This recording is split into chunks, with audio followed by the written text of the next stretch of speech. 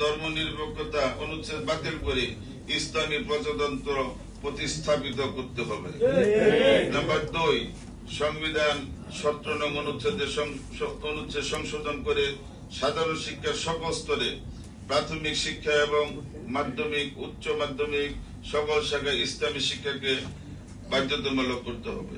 Number 3, শিক্ষার সকল পর্যায়ে ইসলামের ধর্মীয় শিক্ষাকে প্রাধান্য দিয়ে ও বাধ্যতামূলক করে ইসলামের সাথে সংগতিপূর্ণ শিক্ষা আইন পাস করতে হবে। এখনো পর্যন্ত আমাদের দেশে কোন শিক্ষা আইন নেই। যা কিছু হয় শিক্ষার নীতি, যখন যে সরকার হয় তখন একটা কমিশন করে তারা একটা শিক্ষা নীতি করে, সেই নীতির আলোকে কিন্তু ওই শিক্ষা পরিচালনা হচ্ছে। এখনো পর্যন্ত তারা আইন করতে পারেন নাই, করেন নাই। নাম্বার 4, সংবিধানের 23 নং অনুচ্ছেদ সংশোধন করে ইসলামী সভ্যতা সংস্কৃতিকে প্রাধান্য দিয়ে সকল ক্ষেত্রে তা প্রয়োগ করতে হবে। নাম্বার 5, আল্লাহ ও রাসূল ও ইসলাম অবমাননা ও মুসলমানদের বিরুদ্ধে কুৎসারোধে সর্বোচ্চ শাস্তি মৃত্যুদণ্ডের বিধান রেখে অবিলম্বে জাতীয় সংসদে ব্লাসফেমি ধর্ম অবমাননা আইন পাস করতে হবে। নবী রাসূলগণের কল্পিত ছবি, বানোয়াট ইতিহাস, বিকৃত ছায়াছবি সামাজিক মাধ্যমে প্রচার বন্ধ করতে হবে। নাম্বার 6, ওয়াকফ আইন সংশোধন করে এমন ভাবে আইনটি প্রণয়ন করা যাতে ওয়াকফ প্রশাসক কোনোভাবেই ব্যাপক ভিত্তিক গণশুনানি ব্যতীত ওয়াকিফ, মুতাল্লি ও ওয়াকফ সম্পত্তির বিষয়ে কোনোভাবেই হস্তক্ষেপ করতে না পারে এবং ওয়াকফ দলিলের রেজিস্ট্রেশন খরচ, হেবা বিষয় ঘোষণাপত্র দলিল রেজিস্ট্রেশন খরচের মতে নির্ধারণ করা হয়। মানে আপনি মসজিদ মাদ্রাসার জন্য ওয়াকফ করবেন, দলিল, এটা রেজিস্ট্রেশন খরচটা আপনি সাবকলা দলিল রেজিস্ট্রেশন ফি দিতে হবে। এটা ইসলামের প্রচার প্রসারের জন্য একটা বাধা। নাম্বার 7, মুসলমানদের ব্যক্তিগত বিষয়াদি তথা বিবাহ, তালাক, দিনমোহর, ভরণ পোষণ, অভিভাবকত্ব, মিরাস, ওয়াকফ সম্পত্তির ব্যবস্থাপনা সহ যাবতীয় বিষয়দের জন্য জেলায় জেলায় শরিয়া আদালত প্রতিষ্ঠা করা। উক্ত আদালতে দেশের বিজ্ঞ ও মুহাক্কিক উলামায়ে কেরামগণকে নিয়োগ দেওয়া।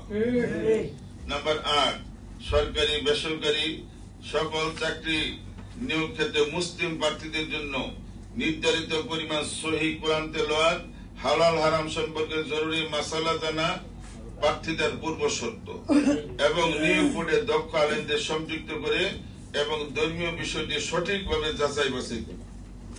দেখবেন তখন কিভাবে কোরআন শরীফ পড়া শুরু করে দেয়, কিভাবে কোরআন শরীফ পড়া শুরু করে। যদি প্রত্যেকটা নিয়োগের জন্য শর্ত এটা থাকে সরকারি বেসরকারি, যে তাকে সহি শুদ্ধ ভাবে কোরআন তেলাওয়াত শিখতে হবে।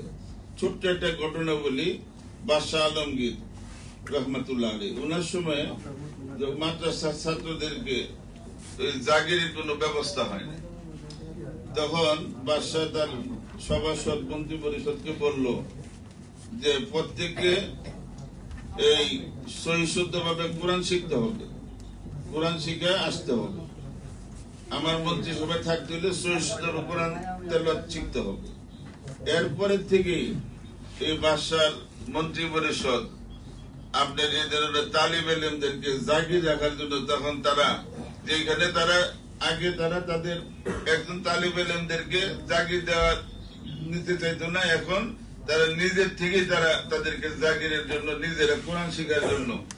যখন আমাদের দেশের এই চাকরির শর্ত মধ্যে সহিহ কোরআন তেলাওয়াত, হালাল হারামের মাসালা যখন আসবে, তখন দেখবেন এই বড় লোকের ছেলেরা কিভাবে কোরআন শরীফ পড়া শুরু করে।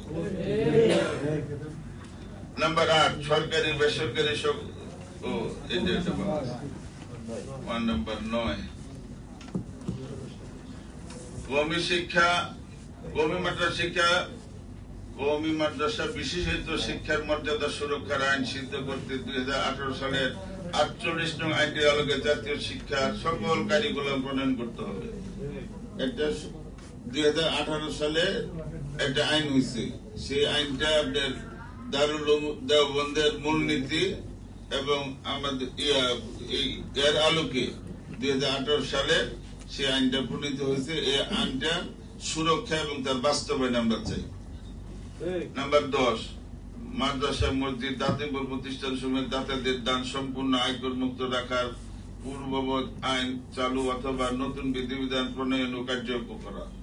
উল্লেখ্য, বিশ্বের অধিকাংশ দেশের দাতব্য ধর্মীয় প্রতিষ্ঠান সমূহের দান অনুদান সম্পূর্ণ আয়কর মুক্ত।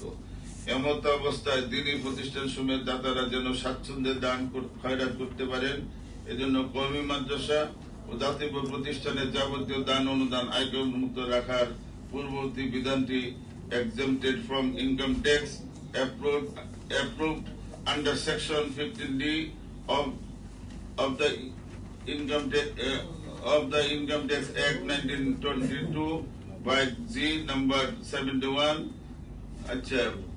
For the Government of Pakistan, Ministry of Finance, Central Board of Revenue, Islamabad, the 2nd January 1967 নবায়ন করে কার্যকর করা। উক্ত আইন প্রজ্ঞাপনের আলোকে বাংলাদেশের বিশেষ কিছু মাদ্রাসা এই সুবিধা এখনো পাচ্ছে।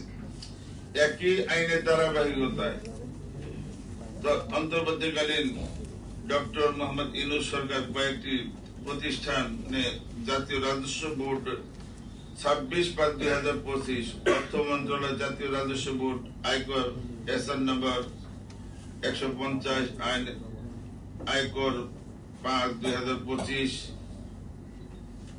এর 1 প্রদত্ত ক্ষমতা বলে 3 নং অনুচ্ছেদের 2 দফা 13 এর বিধানের আওতায় নিম্নবর্ণিত প্রতিষ্ঠানসমূহ হতে জনকল্যাণ প্রতিষ্ঠান হিসেবে গণ্য করিয়া উক্ত প্রতিষ্ঠানসমূহ অনুকূলে কোন স্বাভাবিক ব্যক্তি করদাতা কর্তৃক প্রদত্ত দান বা অনুদানকে উক্ত করদাতার অনুকূলে উক্ত আইনের অধীনে পদে আয়কর হতে রেয়াত প্রদান করিল। যথা যে সমস্ত প্রতিষ্ঠানগুলিকে ইউনূস সরকার সেভ করছিলেন, এগুলো হলো 1 number Bangladesh thalassemia foundation, number 2 Mastul foundation, number 3 SOS children village international in Bangladesh, number 4 রোগী কল্যাণ সমিতি, নাম্বার 5 বাংলাদেশ জাতীয় বৌদ্ধিক সংস্থা, নাম্বার 6 গণস্বাস্থ্য কেন্দ্র, নাম্বার 7 ঢাকা হাসানিয়া মিশন। অথচ শতাব্দী কাল যাবৎ দেশ ও জাতি গঠনে সবচেয়ে বেশি অবদান ও ভূমিকা পালনকারী কওমি মাদ্রাসা সমূহ আয়কর রেয়াত সুবিধা প্রাপ্তির সবচেয়ে বেশি হকদার। উক্ত আইনের অধীনে দেশের সকল কওমি মাদ্রাসা দান অনুদান আয়কর মুক্ত করতে হবে।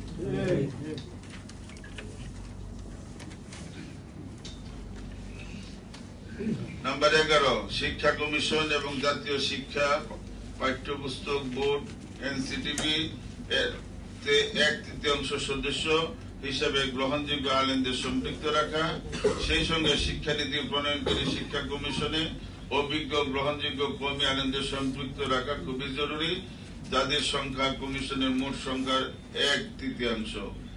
একই সাথে জাতীয় শিক্ষাক্রম ও পাঠ্যপুস্তক বোর্ডের কওমি উলামায়ে কেরামের সম্পৃক্ততা থাকা জরুরি। নাম্বার 12 নৈতিক অবক্ষয় রোধে প্রকাশ্যে অশ্লীলতা বন্ধের প্রয়োজনীয় কার্যকরী আইন প্রণয়ন ও প্রয়োগ করা, সেই সঙ্গে সরকারি